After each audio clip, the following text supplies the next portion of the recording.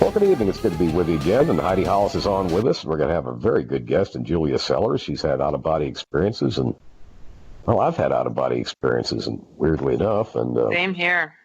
I mean, it does happen, people. It's not, Yeah. demented nonsense. It just happens.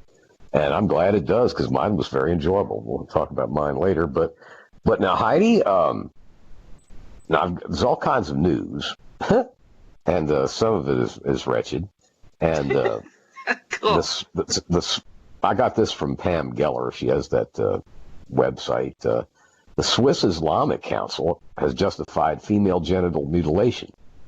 And how they justify it, I don't know. Don't really want to know. But it's supposed to be the best thing since combing your hair or something. But how the Swiss can be gutless and wormy enough to let them do it, I don't know. But that's pretty bizarre. And the Democratic Oakland mayor, which figures it's in California, tipped off illegals to an ICE raid. Her name is Libby Schaff, and she was commended by Lieutenant Governor Gavin Newsom, like she did right. Now, Heidi, if we tipped off some criminals that the feds were going to raid them, we'd be in prison. Yeah, that's patted on the head. I'm surprised that they were allowed to do that. I'd be nervous to tip somebody off. That was, yeah. I just can't imagine that. I know. I mean, I'm not trying to be cruel to these people, but come on. If you were in Mexico, they would not give you a tuna fish sandwich. They wouldn't. They might give you a thing of water and kick your butt through the border. That's what they do. They wouldn't say, oh, come here and we'll give you subsidies and kiss your foot and send you to college and sing you lullabies. They would not do that. They wouldn't care. I've been down there with my ex-pseudo brother-in-law, and there was this poor Indian woman. I mean, I felt sorry for her. She had a baby with her, and, he said, because he knew Mexico real well, he said, see that woman? I said, yeah. He said, if she fainted from hunger or something, these slobs down here wouldn't do a thing. Wouldn't stop. I mean, in Texas or somebody, there'd be churches floating around and cops. And, everybody'd be trying to help her, right? Developing but countries. In Mexico, they wouldn't care if you died right there on the street. Hey, they've done it here in Chicago where a guy got, get hit by a car and left in the street. People stepped over him, and barely glanced at him, but kept going. So, people are cruel everywhere, I think. I don't know. Not around here. I mean, that's one thing I can say for this place. If you had somebody with a baby and they, conked out from fatigue or hunger or something, there'd be ambulances, and it would cause a whole civic stir around here. Wow. The one I can say that about Texans. They may have their flaws, but they're not bad about that. Yeah. They wouldn't step over somebody at all around here. Goodness. But there is one thing. There's this one kid. Do you have racetrack gas stations up your way, or I don't know that chain had made it up in the Midwest or not? It doesn't sound familiar. I don't know. Well, they may be more of a East Coast than Central place, but South Central. But what it is this one kid. He's about 22 or something, and he has a little sign that he needs money and stuff. And he was out there at 15 degrees, and I'm thinking, golly, Bill, how bad does life have to get, And he didn't have any real warm clothes. He had like a hoodie, which, isn't warm enough to keep a bird warm. So, you do see things like that, but not much. Yeah. Oh, I see not much at all. But, in Chicago, I don't know anything about Chicago much. Quite a few homeless here. Well, I don't doubt it. I don't doubt it at all. There's this one guy who kind of lives in the neighborhood around here, sort of, kind of, he works at Walmart every day, and this sounds gruesome, Heidi, but he sleeps in a hotel like one day a week. It's all he can afford, and he sleeps under bridges the other days. Oh, that's sad. Heidi, and this guy's got a regular job. Goodness. I'm thinking, holy moly, I don't know. Who knows? I find that over here in Chicago, mental illness and dependency on drugs and alcohol are the big culprit. Over in California, that could be. I'm sure that of rents out of control in California. I hear that's the big thing. Well, I mean, California is some bizarre, you know, horror story place anyway, you know. I mean, sell it back to Mexico. I wouldn't even. Oh, don't say that. I love my California. I don't love California. If it ain't between New York and Virginia, I don't care about it, you know. Really. But then I'm prejudiced, I guess. A little bit of Florida's all right. But, you know, basically between New York and Virginia, that's all. But now, here's a positive story for a change. And I got this actually from the Coast to Coast AM website, but in Cordoba, Argentina, they had an image of the Virgin Mary show up on a background, and it was a detailed image. You can see it right up on the Coast website. And they had a director of the military hospital at Cordoba said it was a manifestation of the Mother of God, period. And this guy was, not some kind of idiot. He was director of the hospital. And you could see it. It's not indistinct or something murky. I mean, it just happened. And, of course, we've had shows that have dealt with, like the Tilma of Juan Diego in Mexico, and these things are real deals. They're as real as the hair on your arm, Right. And it's really amazing. But you could go to the Coast website and see it. It's really a very distinct image. And it just showed up. Pardon me. I mean, no really good reason or explanation. For the first time in history, Kevin Cook is sick. He likes to pick on me. Well, he's got a bug, everybody. Well, it's been 10 or 12 years, You were overdue. I guess. But now there's been a dramatic increase in exorcist training by the Vatican. Oh, again? Yeah. I don't know what the heck is going on, but they've galvanized the exorcism program. And I don't know. I mean, especially in Italy, and you wouldn't think poor old Italy would be just run over with demons or anything. I mean, it's not that big a country and all that, but there's demons having kittens over there, and all over the world they've got that too. So yeah, but they have sparked that up, and I don't know. I really don't know. Well, it is a crazy life. It really is, but there is.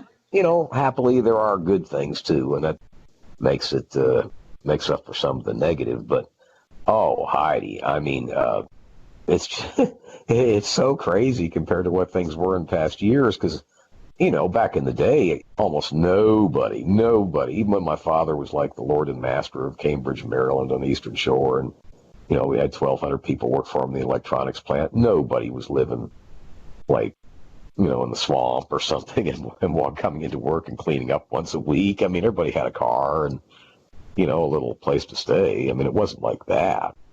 So it's scary. It's scary. It really is. It really is. But that's okay. That's okay. As long as you stay out of evil California, you're all right, I guess. but I don't know. But it has gotten kind of expensive around here for some reason. But anyhow, we're just about ready to the top of the hour break, and Julia Sellers will be pretty good. We've got her coming up, so we'll be right back.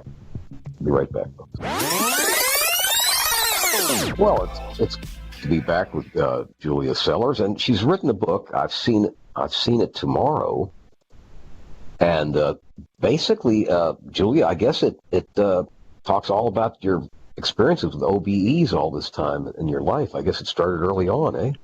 Yep. Well, basically, it talks about Autobot experiences, primarily of Michael, my husband, but also of my own, Autobot experiences. And, yep, Michael, he has started with his Autobot experiences pretty early. He, would have out-of-body when he was really a toddler. Actually, it's funny, but, he remembers his own birth. It's called the so-called conscious birth. I'm not kidding. So he even remembers, when he, and I would say this, he was flown into the uterus of his mother. So basically, he was flown into the uterus of his mother. It means that when what religions call it soul, but when his quantum of energy, the vibrations and oscillations, it's an energy that the religions would call a soul. So he remembers when his soul entered the fetus of his mother. And it's just, he remembers his, prenatal stage and everything. And, out-of-body experience as such, actually, it's, there's a scientific research going on for a long time now. And the out-of-body experience as such is basically defined by science as an experience in which a person seems to perceive the world around them from a location outside their physical body. So basically in an out-of-body, right, the observer experiences a form of, let's say, a dissociation between the perceiving self and the own physical body. So, we have some scientists that have tried to come up with definitions that would include of out of body, right? They would include, they would say, out of body is a perception of a self, or some form of autoscopic body image, during the out-of-body experience. So basically you would see a representation of your physical body that would lay down on the bed, right? And your consciousness or yourself would end up floating above. You can watch. Yeah, that's what I had. Yeah, you can watch your physical body from the ceiling, or you can watch it from a. Oh, I know, it was weird. It happened when I was in my 20s in Atlanta, and I was married, and I saw Sue and myself on the bed, and. Are you kidding me? No. Did it happen naturally, spontaneously, or did you Yes, spontaneously, and I'd heard about it before, and I was felt kind of empowered by it, like it was liberating. And she was a bed hog, and you could see she was trying to steal all the covers and all that. But what happened was I knew what it was, and it was very liberating. And I thought, well, this is cool. I'll go to see my brother Doug in California. And I said, nah, nuts to Doug. I'm gonna go to heaven. But then I started rising up, and I got scared. I figured I might not come back, so I. Basically come back, and that was the first time. I don't recall you sharing that before, Kevin. That's interesting. Oh, it was weird because I could see very distinctly Sue and myself entwined on the bed, and like I said, she'd steal all the covers. Were you watching yourself, guys, like from the ceiling, or because sometimes 5 or 6 foot above, sometimes you can just go ahead and leave through the walls. You leave through the windows, through the walls, and you just continue on your journey. Now, a typical feature of an out-of-body experience is that the experiencer or experiencer, they perceive the out-of-body experience extremely real at the time of the experience, right? Oh, yeah. So basically, out-of-body experience, it can occur in a different contexts, including the near-death experience, right? There are similarities between out-of-body experience and a near-death experience.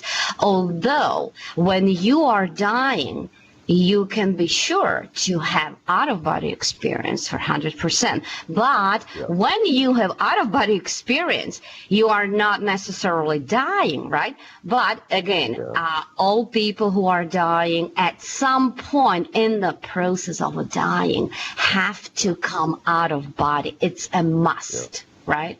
So basically, with Michael, with my husband, It's funny because he would have his out-of-body accounts in a waking state, in the waking active state. So on the full consciousness, right? And that would be occurring both, spontaneously, mostly spontaneously, or at will. All right. Now, So let's say he would be sitting on a computer, he would be drinking coffee, he would be just walking on the street, right? Now, suddenly, boom, he would get out of the body and he cannot help it. And that's crazy. It really is crazy. I have experienced that several occasions, and I'm curious what pattern that your husband sees or perceives when that happens to him.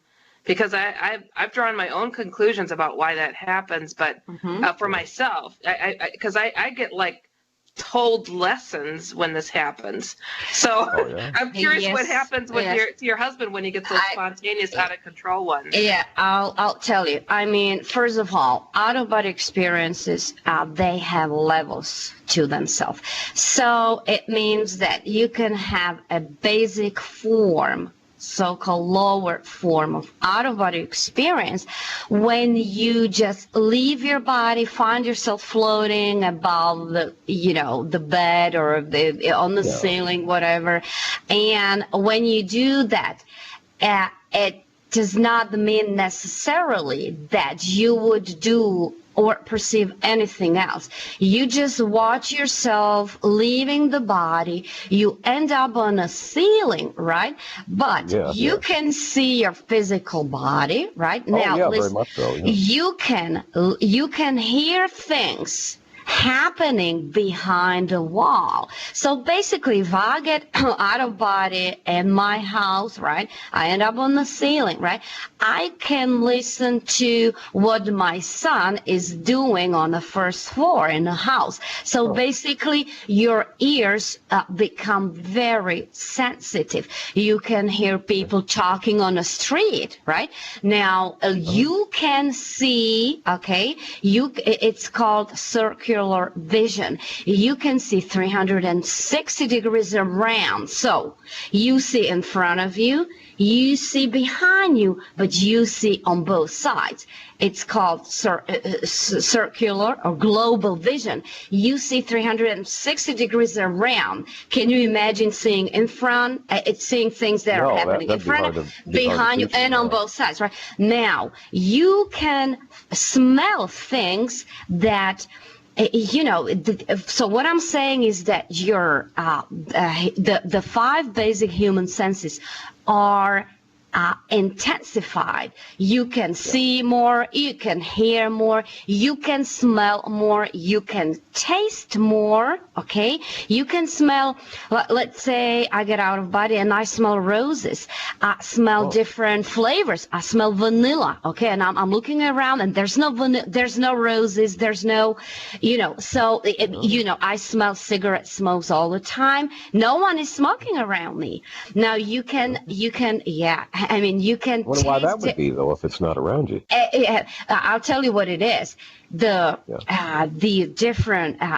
different smells actually are different forms of information. They are coming from different dimension, and your nose, your olfactory system is able to detect them, right? So when you smell weird things around you and you do not see anything, right? Okay, you smell someone smoking, there's no one smoking, there are roses, there's no roses around you, but still you get the smell of the roses. It means that there are some entities from either astral plane or above that are around you. You can detect them in the form of smell, okay, in the smelling. Now, sometimes I would get, or Michael would get, translated the smell into a form of information. Let's say that I smell a cigarette smoke, and then suddenly in a couple of seconds I read a sentence in my mind, and I can translate it into words, so cigarette smoke will get translated into a piece of information. It's the same with different tastes. You taste sweet honey on your tongue, right? You taste sugar on your tongue, and you go like, okay, I'm not eating right now. Why is it that I'm smelling I'm tasting sugar or honey, whatever? And it's different kind of entities around you that are talking to you by taste, smell. Now, sometimes you can detect with your skin at a distance. So what I'm saying is that you're out of body, you're in a room out of body, yourself ended up on the ceiling, your physical body is sitting on the chair, right? And like, let's say there's a wooden chair in your room, right? And you wonder, like, this chair, is it made of metal or wood, right? You can detect it by the skin at distance. So you can tell by your skin. Your skin is a scanner. It can read. And you can tell, okay, there's a chair in my room and it's made of metal, it's plastic, whatever, it's made of wood.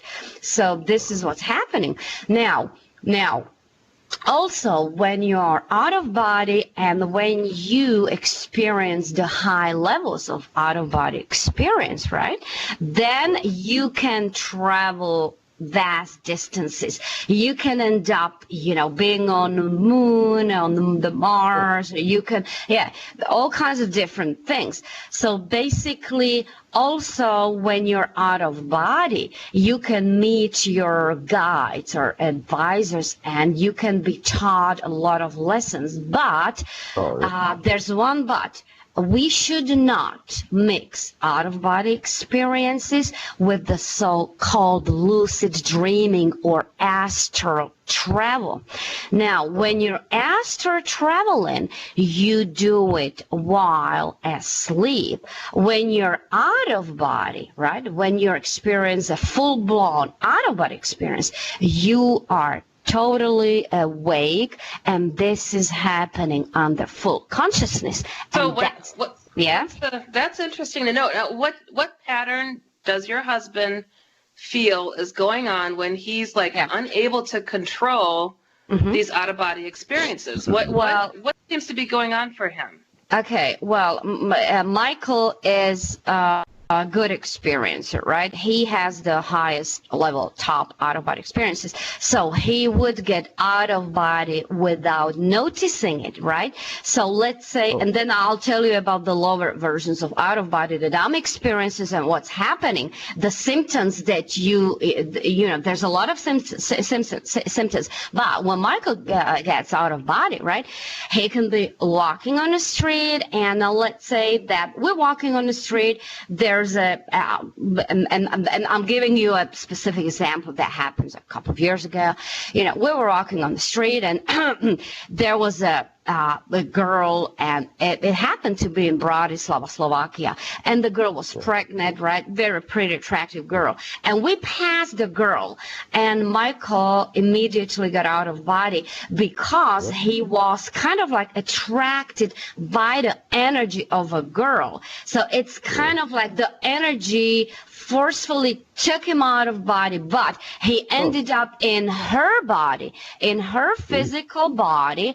He was able to feel what she felt. He was able to feel the belly, the breast full of Did he wake up to a smack from you saying, quit that? No. It's funny because I can tell when he leaves the body or when he's out of body already. I can tell because his movement becomes robotic kind of, and his eyes are half closed. So I knew he was out of body, and he told me, Julie, I just experienced what it means to be pregnant. So he's a male. How can he experience, So basically, this is what happened. But again, as I said, there are different symptoms of when you typically get out of body. You can have bodily, vestibular, and proprioceptive perception, which means that there's a presence of variety of physical sensations. Well, I don't mean to interrupt you, Julia, but we're just about ready to go to our bottom of the hour break, and we'll be right back. Okay, great. Well, it's good to be back with Julia, and I don't know, Julia, just for curiosity, I wonder why it's only happened to me twice in all these years. I wonder why that would be. What? I'm just wondering why I've only done it twice in all these many years. Why you've only had the OBE. Well, as I said, out-of-body experience is something that happens, naturally and spontaneously and organically, and you cannot help it. But again, there are some people who would practice and who would go for workshops that would teach them how to get out of body. But I never tried to do that. But I'm just saying that I'm just wondering why, if I was disposed to do it, I've only had two in all these years. No, but it's because, as I said, it happened to you because you automatically and naturally, reached certain frequency that would automatically, get you out of body. So basically, in the future, you might be able to, attain the same frequency that would, get you out of body. Who knows? But again, the frequency that you need in order to be able to get out of body, you can basically also force it by different techniques, and we talked about it. So there's a lot of that's okay. It was exotic enough. I don't want to force it. But I want to mention the book again. I've seen it tomorrow, and it's on Amazon, isn't it? It is. But however, people, if you look for that, it is not under Julia Sellers, but it's under a different name. Okay, I use my art name, pseudonym, whatever you want to call it, and it's under Iris Kirst. Iris Kirst. KRST.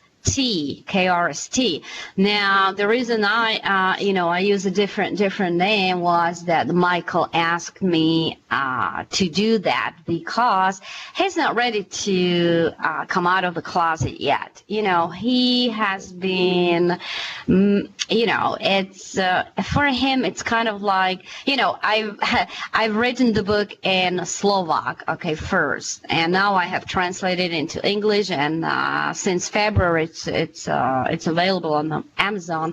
But since it's English, Michael says, Julia, the book talks about me. Let's just use it. But can you use a different last name? It's something personal and special, so I get that. It is, and there's much more to it because he's been through a lot of, during his out-of-body experiences, he just have seen really crazy stuff.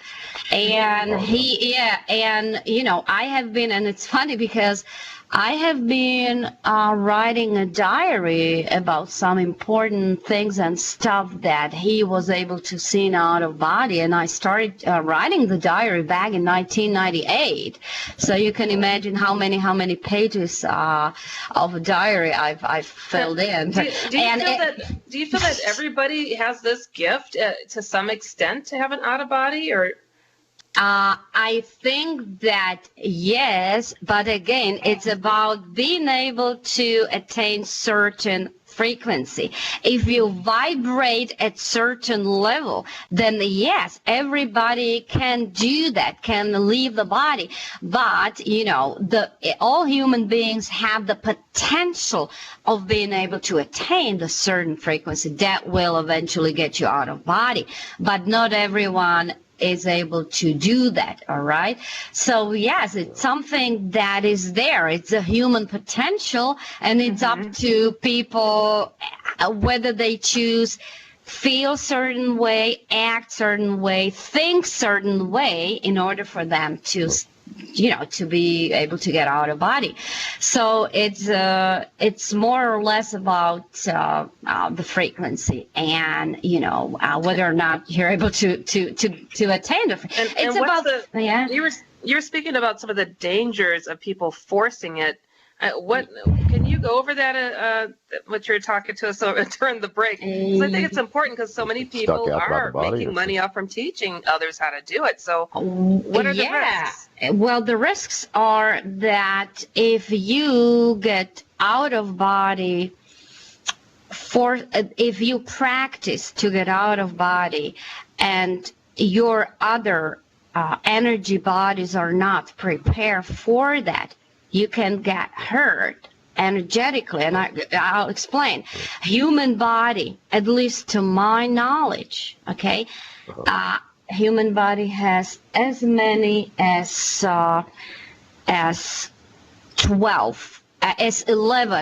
11 bodies to it. Physical, emotional, mind body, astral body, light body, dark body. It's like an onion, and you peel the onion off. It has the skin has like 12 different layers. Human body has 12 different layers, right?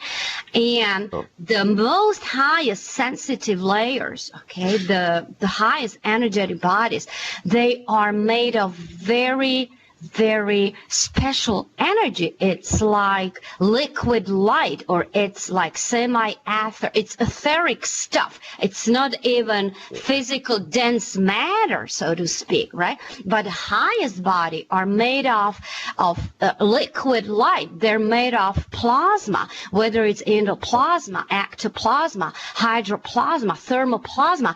And these are bodies that are very, very sensitive to frequencies, both to vibrations, to electromagnetic oscillations, right? Now, if you get out of body, you disturb other higher bodies in your body, if this makes sense.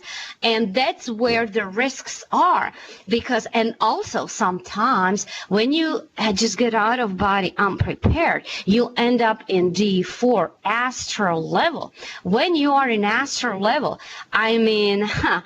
there are many entities that are negative entities. That's what I was curious about. Oh, yes. And they can, you know what? They can automatically, via resonance, right? Resonantly, automatically, like a magnet, they can just suck on your body, and they would never leave. You come back into your body with all this stuff from astral plane. I want to. I know. You come with all the garbage, and then all bad things will start happening to you, and you would not understand. Oh, why is this happening to me? Why? So when you leave the body, you have to be ready. Okay, you have all of the layers of your body have to be ready. It's not just like you want to be hot, you want to be in. You take a course about astral travel or out-of-body experiences, but what do you do next? It's not funny. And this is, so you should not do that unless it, guys, when it starts happening to you naturally or organically, it means there's a reason for it. You are ready. Go for that. So every single time, I am totally getting lessons, so I get it. So what would you call those lower level entities? Would you call them demons that are attaching to people? They are all kinds of you can call them, but not necessarily it's let's not play with the words here. It's like it doesn't matter what we call them. What matters is what energy they emit, what frequencies they emit. If they emit harmful frequencies, obviously they're gonna hurt you, whether they're demons or they're ghosts. Sometimes they're just ghosts, sometimes they're just simple ghosts. If someone die on a physical plane, and they would go, the so-called soul would leave the physical body. Sometimes people are dying not prepared, suddenly, in a car crash, and those people's souls will get stuck in the middle of nowhere. Right. And they, in the form of a ghost, they would be circling around, and they don't know what's happening to them, and they would suck on people's physical body, right? It's a so-called possession, and it's real. It's not funny. You can get possessed by a lot of ghosts when you're out of body, unprepared, okay? True. Yeah. So, it's not funny. I got something to force, I guess, no. Yeah. I see what you mean. It's fascinating to me because it just, people pray in different ways. They meditate, and it seems that I've heard a lot of people suddenly finding themselves in a different plane of understanding and love. And I'm like, well, that's a pretty neat way to, reach a higher level of understanding through prayer and meditation. Yeah, prayer, contemplation, meditation, it's positive, because what do you do when you pray? You're not angry. You're giving out love when you pray. You know what I mean? Your feelings are full of mercy, love, forgiveness, and that's the good stuff. But if you get out of body totally angry, or, negatively thinking and stuff you have, then you attract the negative frequencies, and that's when you can get possessed. Yeah. Like those people that try to escape. I know people who just try to escape and take drugs and meditate and do anything to leave. And I'm like, and then they come back with something attached to them, and they wonder why. That's how it works. That's what it is. Yeah. So bad. That's exactly what it is. Yeah. So So raising our vibrations can really open our hearts, our minds, our souls, and different experiences without even trying. So keeping a positive attitude, positive way of being, we could get more lessons from higher powers almost. Yes, you can, but it's about, sometimes, people would say positive thinking, but I'm saying not positive thinking, I'm saying positive feelings, because guess what? It's the feeling who would give birth to a thought, You say, thinking, a thought. But what is their prior thought? I'll tell you, there is a feeling, and then feeling turns into emotion, and emotion turns into... I don't mean to interrupt, Julia, but we're at our last break. I don't mean to interject, but we're just at our last break. We'll be right back.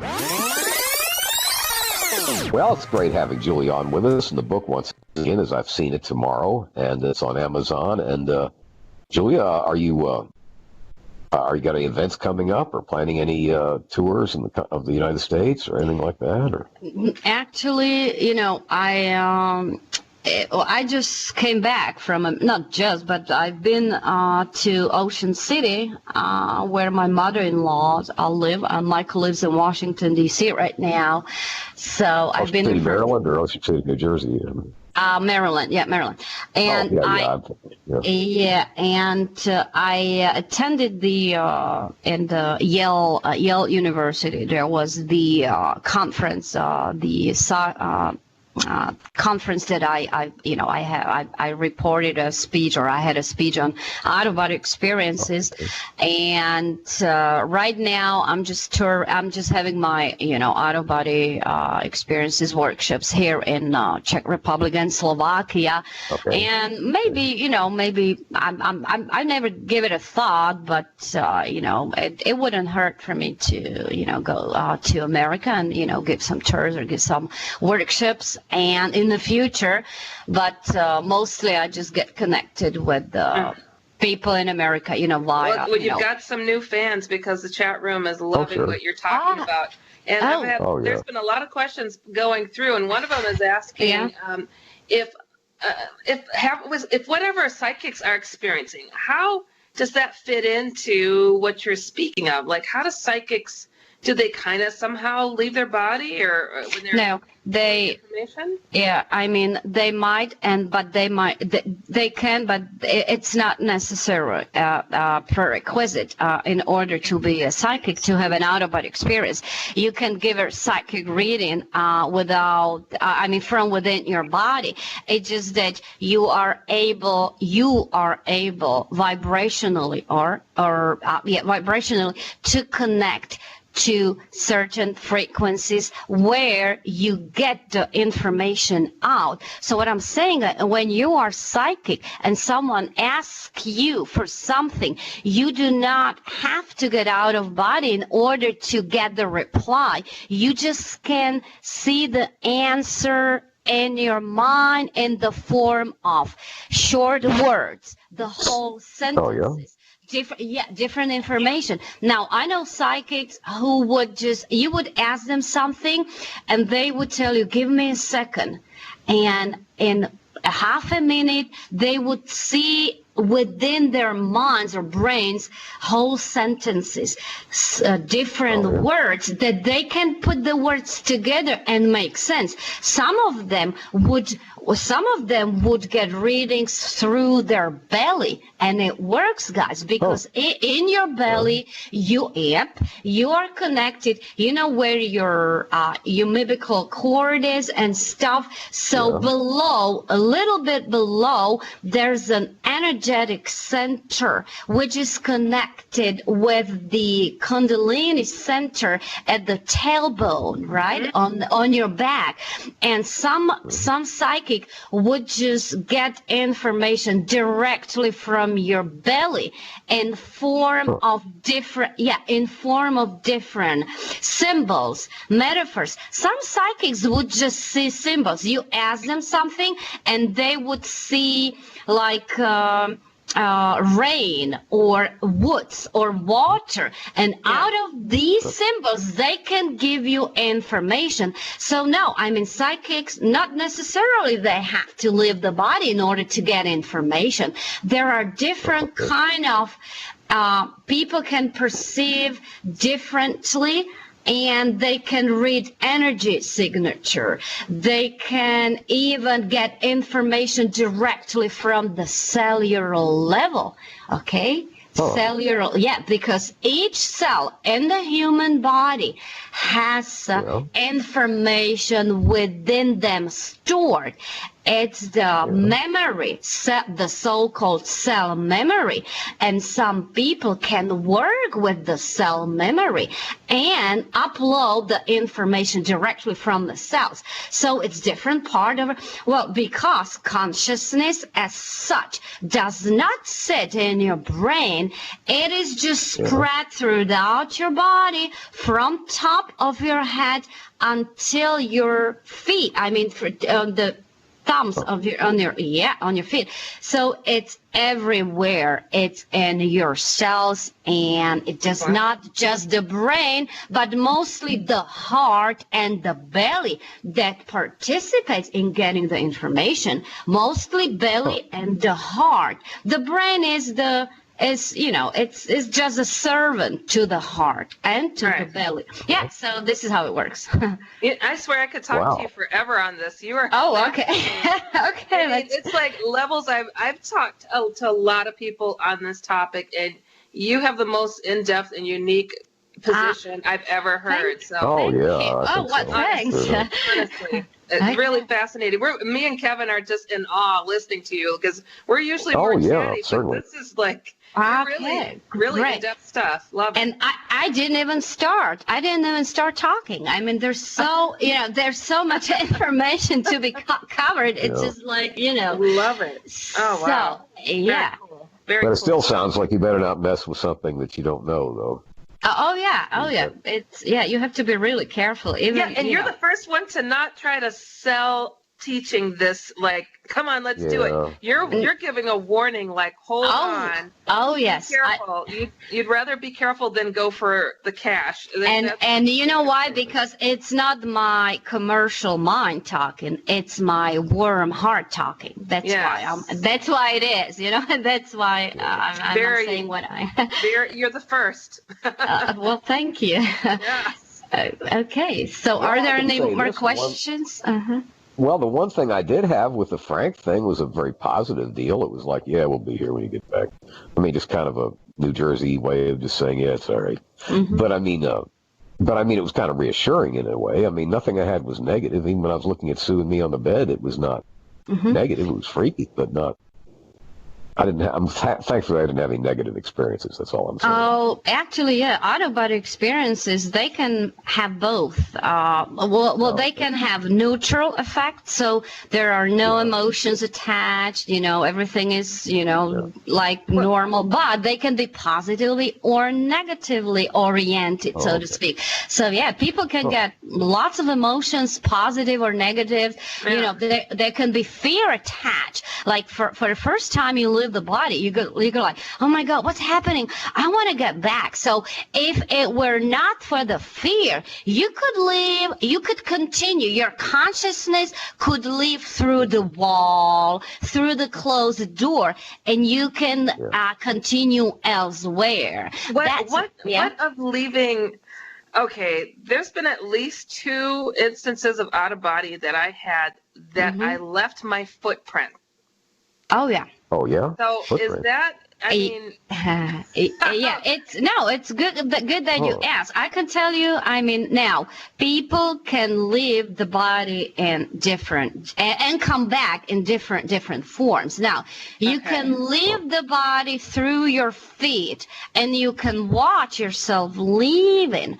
Now you can leave your body through your head. You can leave your body horizontally. You can leave your body vertically, and you can watch yourself both leave the body and come back. Now you can come back to your body backwards. It's like you are, let's say you're laying on the bed, coming back to your body. You can face your face, laying on the bed and coming, like facing yourself, but you can be coming like backwards. But to leave a physical footprint, I've done it twice. Like, that's pretty weird. Going up the wall. You mean? Wait a minute. What do you mean by living? I left physical footprint. My feet going up the wall, like footprints on the outside of my window, bedroom window. Yes, you can do it in certain cases. You know when? Because when you leave the body, whatever leaves your body, right, has certain density to it, and density is about frequency. So if your density was higher when you left your body, that's when you leave the footprints or other marks, because whatever is living is dense enough to leave the footprint. Because I just couldn't understand how I was able that's to how do that. That's how bilocation works. When you bilocate. Well, now, Julia, I guess, Julia, I tell you what, we've enjoyed having you, and I guess we'll send you a copy of the show for your use. And okay, great. And it's certainly some great information. It's been a pleasure to be with you guys, and it was a great show, and I love you guys, and maybe we can continue sometime in the future. I think so. I have a ton of questions for you still. Thank you so much, Julia. Okay, great. Well, thank you. Oh, you too. Thank you. Bye-bye. Bye-bye. Bye-bye. Bye-bye. Bye-bye. Oh, she's well, fantastic. now next week I know, obviously, and I don't know. I knew I was kind of suspicious that if you mess with something you're not comfortable with, it'll bite you. But anyway, next week we've got Donna Voss, and the week after that we've got your buddy Joshua Warren. All right, he is my buddy. He's awesome. He's hanging around Puerto Rico, having a good time, beach and all that stuff. His place survived, luckily, so he's okay. Oh, it did? Oh, okay. Yes. Guys, I have to disconnect. My daughter woke up. It's 4:30 in the morning. Okay. So I have to put her back in the bed. So okay, guys, I love you. Take care, and no flu. I don't want no flu around me. Well, you won't have it for me. It's too hard to get it over the internet. I know. I'm just kidding. Okay, guys. Okay, love you. Bye. Bye. Bye. Well, I don't know. I'm sick of the flu myself. I didn't think I could even get sick. This is weird. I mean, Joe, you were sick every 5 minutes, but I thought I was immune. So I guess I'm did not. we end the show? I don't think so. So we got to say goodnight. Well, close enough. It's close enough. We're about, actually, according to the atomic clock, we're ended. All right. But anyhow, I thought, good night. Good night, folks.